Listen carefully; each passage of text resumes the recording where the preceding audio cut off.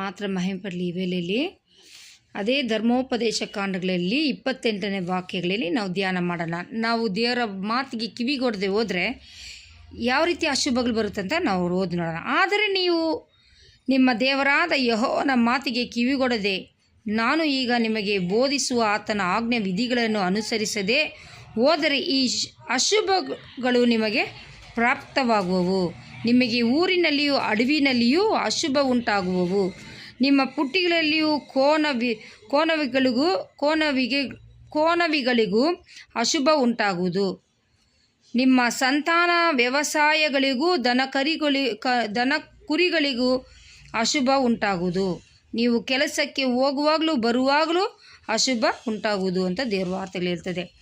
ಧರ್ಮೋಪದೇಶ ಕಾಂಡ 28ನೇ ಅಧ್ಯಾಯ ಅದನ್ನು 15, 16, 17 ನೀವು ಈ ರೀತಿಯಾಗಿ ಓದು ನೋಡಿ. ಆಮೇಲೆ ದೇವ್ರ ವಾರ್ತೆಯಲ್ಲಿ ಹೇಳ್ತಾರೆ, ನೀವು ದುರ್ನಡತೆ ಉಳ್ಳವರಾಗಿ ಯೆಹೋವನನ್ನು ಬಿಟ್ಟುದರಿಂದ ಆತನು ನಿಮ್ಮ ಎಲ್ಲ ಪ್ರಯತ್ನಗಳಿಗೂ ವಿಪತ್ತು, ಕಲವಲ, ಶಾಪ ಇವುಗಳನ್ನುಂಟು ಮಾಡುತ್ತಾ ನಿಮ್ಮನ್ನು ಬೇಗನೆ ನಾಶ ಮಾಡುವನು. ವ್ಯಾಧಿಯು ನಿಮಗೆ ಹತ್ತಿಕೊಂಡು ಇರುವಂತೆ ಯೆಹೋವನು ಮಾಡಿ ನೀವು ಸ್ವಾಧೀನ ಮಾಡಿಕೊಳ್ಳುವುದಕ್ಕೆ ಹೋಗುವ ದೇಶದಲ್ಲೆಲ್ಲ ನಿಮಗೆ ದೇಶದಲ್ಲಿ ನಿಮಗೆ ಒಬ್ಬರು ಉಳಿಯದಂತೆ ಮಾಡುವೆನು ಅಂತ ದೇವ್ರ ವಾರ್ತೆಗಳು ಹೇಳ್ತದೆ. ದೇವ್ರ ವಾರ್ತೆಗಳು ಹೇಳ್ತದೆ ನೋಡಿ. ನಿಮ್ಮಲ್ಲಿ ಕ್ಷಯರೋಗ, ಚಳಿಜ್ವರ, ಉರಿತ, ಉಷ್ಣ ಜ್ವರಗಳಿಂದಲೂ ದೇಶವನ್ನು ಕ್ಷಾಮದಿಂದಲೂ